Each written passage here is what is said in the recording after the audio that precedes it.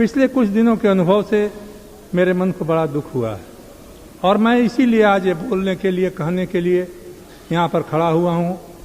मैं समझता हूँ कि देश ऐसे संकट में है जहाँ हमारे विचारों के अंतर हो सकते हैं, लेकिन अपने विचारों से थोड़ा समझौता करके भी देश में एका कायम करने की हम कोशिश करें। पोस्ट का बॉर्डर के बाहर से आतंकवाद चल रहा है, ये सुनते सुनते देश के लोग परेशान हो गए। वो आतंकवाद वहाँ से चालू किया जाता है, लेकिन उसका असर तो अपनी सीमा के अंदर होता है। अपनी सीमा के अंदर बाहर से कोई आकर के निर्दोष लोगों की हत्या करता है तो इसके लिए दूसरे देश का रहनुमा जिम्मेदार नहीं, वो जिम्मेदारी हमारे ऊपर है, इस देश की सरकार के ऊपर है। अपने निर्णय को, अपने निकम्मेपन को हम दूसरे पर थोप करके अपनी जिम्मेदारी से अलग नहीं हो सकते। मैं ऐसा समझता हूं कि कुछ लोग विरोध करने के लिए विरोध करते हैं और उस विरोध करने में अपनी सीमाओं को पार कर जाते हैं, लेकिन मैं ऐसा मानता हूं कि जो लोग हुकूमत में हैं, सत्ता में हैं, उनमें ज़्यादा संयम होना चाहिए, ज़्यादा आत्मनियंत्रण होना चाहिए। और इसीलिए आज सवेरे सदर साहिबा, नायब सदर साहिबा, मैंने गृह मंत्री जी को बीच में टोका। मुझे उसे दुख है क्योंकि हमारे मित्र जो दूसरे कहते हैं, आदमी अलग अलग होते हैं और उन आदमियों के रोल कभी कभी अलग हो जाया करते हैं, लेकिन बुनियादी तौर पर उनकी शख्सियत में, उनके व्यक्तित्व में अगर हम विश्वास नहीं करते हैं तो कोई जमहूरियत, कोई लोकशाही नहीं चल सकती। भाजपा के बारे में हमें कोई दिल में संदेह नहीं है। आज से नहीं, विद्यार्थी जीवन से मैं धर्म के नाम पर राजनीति को गलत मानता हूं, देश के लिए नुकसानदेह मानता हूं, समाज को बांटने वाला मानता हूं, लेकिन उन लोगों में भी कुछ लोग ऐसे होते हैं जो समय पड़ने पर बहुत अच्छा काम भी करते हैं। मुलायम सिंह जी 1975 में हम लोग साथ थे, अडवाणी जी भी थे, अटल बिहारी वाजपेयी भी थे। उन दिनों में उनका रोल कुछ दूसरा था। उसके बाद जब जनता पार्टी की हुकूमत बनी तो उस समय दो नौजवान मेरी दृष्टि में आए। उनका एक का नाम अरुण था, दोनों का नाम अरुण था, एक सोरी थे, एक जेटली थे और इनसे बड़ी उम्मीदें थीं। लेकिन अब जब देखता हूं तो कभी कभी संदेह होता है कि वही अरुण सोरी हैं और वही अरुण जेटली हैं कि दूसरे लोग हो गए हैं। लेकिन इससे हमारा विश्वास उनमें समाप्त नहीं हुआ है। परिस्थितियों से कुछ लोग बराबर झुक जाया करते हैं, बदल जाया करते हैं। अब जॉर्ज फर्नांडिस को लेके बड़ा गुस्सा लोगों को आता है, लेकिन जब मैं उनको देखता हूं तो मेरे मन में उनके लिए आदर होता है, क्योंकि उनका अतीत जो है वो मुझे कभी भूलता नहीं है और उनके भविष्य के बारे में मुझे आशा कभी टूटती नहीं है।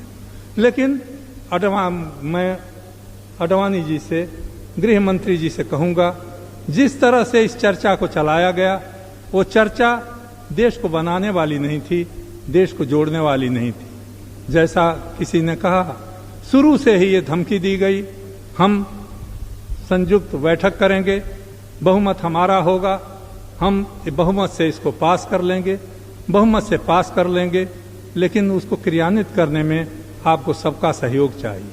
अगर इतनी भी दूरदृष्टि नहीं है तो इस देश को चलाया नहीं जा सकता। जिन राज्यों के भरोसे आप इसको चलाना चाहते हैं, उन राज्यों को आपको अपने साथ रखना पड़ेगा। जिन मुख्यमंत्रियों के जरिए इस कानून को लागू करना चाहते हैं, उन मुख्यमंत्रियों की मर्यादा के बारे में भी आपको ध्यान रखना चाहिए। मैंने शुरू में ही कहा, तकनीकी तौर पर आपका कहना यह सही हो सकता है कि आपने किसी का नाम नहीं लिया, लेकिन किसी मुख्यमंत्री ने अगर आपसे व्यक्तिगत कोई बात की तो उसको इस सदन में दोहराना किसी गृह मंत्री के लिए, किसी प्रधानमंत्री के लिए शोभा नहीं देता। ये बात मैं आज फिर कहना चाहता हूं, क्योंकि इस तरह की भावनाओं से हमारे देश में एक बिखराव की हालत पैदा हो रही है। ये पोटो का कानून जिस तरह से लाया गया है और इसका जिस तरह से उपयोग हुआ है, गुजरात में जिस तरह का उपयोग होया, मैं उस घटना को नहीं दोहराना चाहता। उसके बाद लगातार मुख्यमंत्री का जो बयान आता है और हर बात अरुण जेटली जी हमको कहते हैं, उनका बयान जरा तोड़ मरोड़ करके छाप दिया गया। तोड़ मरोड़ करके छापे हुए बयान का अगर खंडन नहीं होता तो लोगों के मन में यही लगेगा कि उन्होंने बयान ठीक ही दिया होगा और वो ठीक ही छपा है। ऐसी हालत में देश में एकता नहीं रह सकती, देश के लोगों का विश्वास नहीं रह सकता।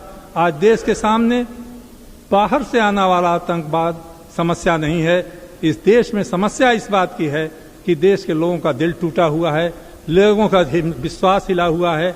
इस देश का गरीब ये समझता है उसको सुनने वाला कोई नहीं, इस देश का दलित समाज समझता है उसको न्याय नहीं मिलता, इसके अक़लियत के लोग समझते हैं कि उनकी सुरक्षा नहीं है, यहाँ का नौजवान समझता है इसके पास रोजगार नहीं, इसका कोई भविष्य नहीं। बड़ी कृपा होती अगर आप इस ओर ज़्यादा ध्यान देते। केवल दूसरे देशों की सहायता से आतंकवाद नहीं खत्म हो सकता। आपने कहा 61,000 लोग आतंकवाद के शिकार हुए। क्या आपको दिन याद हैं जब 25,000 लोग केवल पंजाब में मारे गए थे?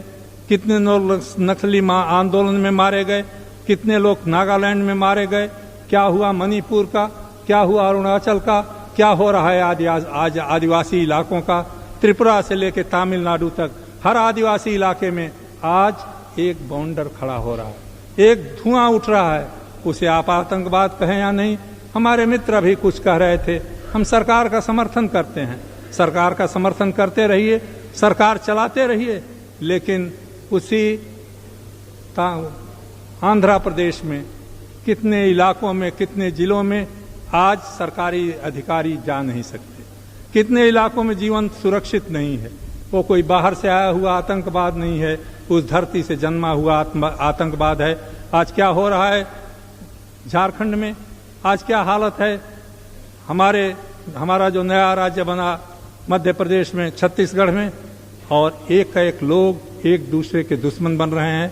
इस संसद में हम लोग दुश्मन न बने, एक दूसरे के सहयोगी बने। विचारों का मतभेद हो सकता है, मैं यही निवेदन करूंगा कि गृह मंत्री जी अब भी कोई ऐसा मौका निकालिए कि ये आपसी विवाद समाप्त हो, हम देश के सामने और दुनिया के सामने एक मिलीजुली तस्वीर रख सकें। अगर जिस तरह से आप इस विधेयक को पास करना चाहते हैं, स्वीकृत कराना चाहते हैं, तो उसको स्वीकृत करना मेरे जैसे व्यक्ति के लिए संभव नहीं होगा और मैं विवश होकर के इसका विरोध करूंगा।